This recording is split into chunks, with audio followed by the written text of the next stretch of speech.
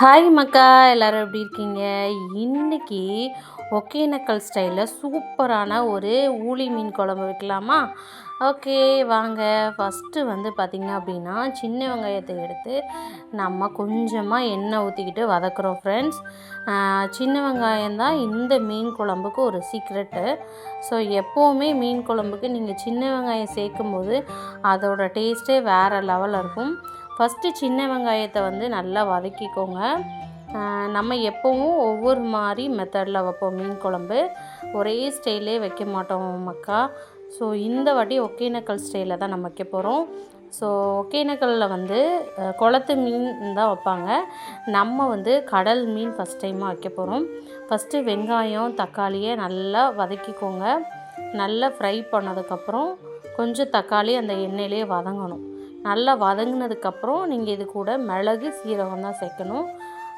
அதுக்கப்புறம் கொஞ்சம் புளி இது கூட சேர்த்து நான் அப்படியே எல்லாமே வதக்கி மசாலா, குழம்பு மசாலா சேர்த்து அரைக்க போகிறேன். இது தாங்க நம்ம மீன் குழம்புக்கான மசாலாவே, இது தான் அரைக்கிற மசாலா. தேங்காயும் கொஞ்சோண்டு 2 சின்ன வெங்காயம் சேர்த்து தனியாக அரைச்சி போடணும் ஃப்ரெண்ட்ஸ். உங்களுக்கு இப்படி தான் அப்படின்றத நான் சொல்லிட்டேன். கொஞ்சம் நல்ல வெங்காயம் வதக்குங்க. வதக்குனதுக்கப்புறம் தான் நம்ம சேர்க்க வேண்டியதெல்லாம் சேர்க்கணும். யாரெல்லாம் ஒகேனக்கல் ஸ்டைலில் மீன் குழம்பு வைப்பீங்க அப்படின்றதையும் கமெண்ட் பண்ணுங்கள். யாரெல்லாம் நம்மளுடைய வியூவர்ஸ் ஒகேனக்கலோ அவங்களும் கமெண்ட் பாக்ஸில் கமெண்ட் பண்ணுங்கள். ஓகே, மிளகு சீரகம் ஸோ போட்டிங்களா? நான் மீனுக்கு தக்கனதாங்க போட்டிருக்கேங்க. நீங்களும் அதே மாதிரி போட்டுக்கோங்க. மீன் உங்களுக்கு எவ்வளோ இருக்கோ மக்கா அவ்வளோ போட்டுக்கோங்க. நம்மளுக்கு மீனுக்கு தகுந்த மாதிரி தான் போட்டிருக்கேன். அதுக்கப்புறம் மசாலா சரிங்களா, நம்ம சேல்ஸ் பண்ணுற மசாலா தாங்க. கொஞ்சம் மஞ்சள் பொடி, கொஞ்சம் நம்ம மீன் குழம்பு பொடி, கொஞ்சோண்டு வத்தப்பொடி, இது தாங்க சேர்க்குற வேறு எதுவுமே இல்லை. சீக்ரெட் மசாலா அப்படின்றது எதுவுமே இல்லை. நம்மக்கிட்ட உங்களுக்கு குழம்பு மசாலா வேணும் அப்படின்னா கீழே ஸ்க்ரீனில் தெரிகிற நம்பருக்கு நீங்கள் வாட்ஸ்அப் பண்ணி நீங்கள் ஆர்டர் பண்ணி வாங்கிக்கலாம். ஸோ எல்லாமே ஹோம்மேடாக தான் செஞ்சு கொடுத்துட்ருக்கோம். நெத்திலி கருவாடு, நெத்திலி தொக்கு, மீன் ஊறுகாய், நெத்திலி கருவாடு, இந்த மாதிரி எல்லா ஐட்டங்களும் நம்ம சேல்ஸ் பண்ணிக்கிட்டு இருக்கோம். வேணுன்றவங்க இம்மீடியட்டாக காண்டாக்ட் பண்ணி நீங்கள் வாங்கிக்கலாம். ஃபஸ்ட்டு இதை நல்லா வதக்கி விடுங்க. இந்த மசாலா ரொம்ப நேரம் போட்டு வதக்கக்கூடாதுங்க, ஏன்னா அப்படியே கரிஞ்சிரும் சரிங்களா. ஓகேவா?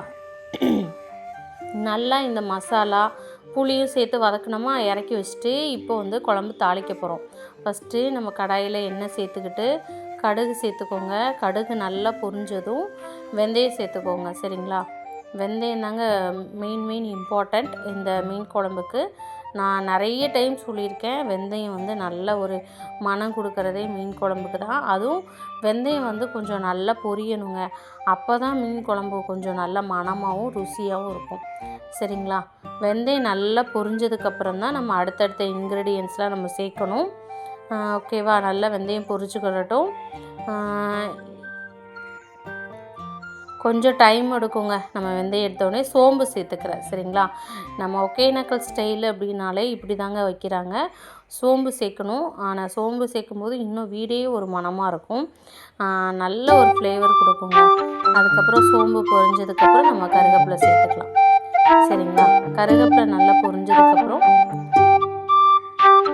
கொஞ்சோண்டு நம்ம அந்த வெங்காயம் வேணும்னா நீங்கள் சேர்த்துக்கலாம். நான் வெங்காயம் சேர்க்கல, ஏன்னா நம்ம வெங்காயம் அரைச்சிட்டு விட்டிங்களா, அதனால்.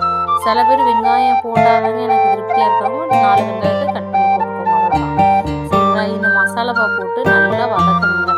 நான் ஏற்கனவே நம்ம வறுத்து அரைச்ச மசாலா தான், வீடே ஒரு மனமும் வரும் பாருங்க. இந்த ஃப்ளேவரை போட்டு வதக்கும் போது அப்படியே ஜம்முன்னு நிற்குங்க வீடு, சூப்பராக இருக்குங்க. இதை போட்டு நல்லா அந்த எண்ணெயில் கொஞ்சம் நல்லா வதக்கி விட்டுக்கோங்க. ஆனால் ரொம்ப நேரம் நீங்கள் வதக்கக்கூடாது சரிங்களா. ஸ்லிம்மில் வச்சுக்கிட்டு நீங்கள் வதக்குங்க, சூப்பராக இருக்கும். இதை நல்லா வதங்கினதுக்கப்புறம் நம்ம தேவையான அளவு தண்ணி சேர்த்துக்கணும். ஆக்சுவலாக நான் புளியும் நம்ம சேர்த்து அரைச்சிட்டோம். எங்கடா புளி ஊற்றலன்னு தேடாதீங்க, புளியும் தக்காளியும் தானே நம்ம கூட வதக்கணும் இல்லையா. ஸோ அதனால் தண்ணி நீங்கள் எவ்வளோ வேணுமோ அந்த அளவு சேர்த்துக்கோங்க. உங்களுக்கு கட்டியாக வேணும்னா கட்டியாக சேர்த்துக்கோங்க. இல்லை எனக்கு நல்ல தண்ணியை எங்கள் வீட்டில் சாப்பிடுவாங்க அப்படின்னா நல்ல தண்ணியாக சேர்த்துக்கோங்க சரிங்களா. ஸோ எனக்கு ஓரளவுக்கு நார்மலாக இருந்தால் போதுங்க. ரொம்ப தண்ணியாகவும் இல்லாமல் ரொம்ப கட்டியாகவும் இல்லாமல் ஒரு நார்மலான கன்சிஸ்டன்சியில் இருந்தாலே போதும். ஸோ இதுக்கப்புறம் நல்லா கொதிக்கணும்.